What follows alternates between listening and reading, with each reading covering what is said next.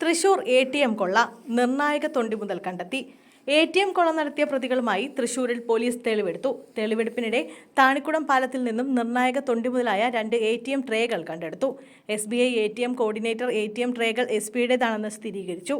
കവർച്ച നടന്ന ഷൊർണൂർ റോഡിലെ ATM-ലും ഗ്യാസ് കട്ടറും ആയുധങ്ങളും ATM ട്രേയും ഉപേക്ഷിച്ചെന്ന് കഴിയുന്ന താണിക്കുടം പാലത്തിലും പ്രതികളെ എത്തിച്ചാണ് തെളിവെടുപ്പ് നടന്നത്.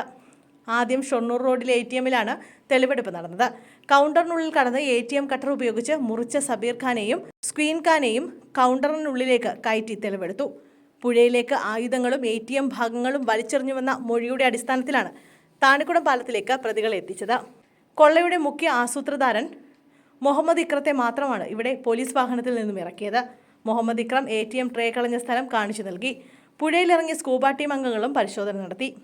ഇവിടെ നിന്നുമാണ് ട്രേകൾ കണ്ടെത്തിയത്. ATM തകർക്കാൻ ഉപയോഗിച്ച ഗ്ലാസ് കട്ടറും കണ്ടെത്തിയിട്ടുണ്ട്. ചാക്കിൽ കെട്ടിയാണ് ഗ്യാസ് കട്ടർ പുഴയിൽ ഉപേക്ഷിച്ചത്.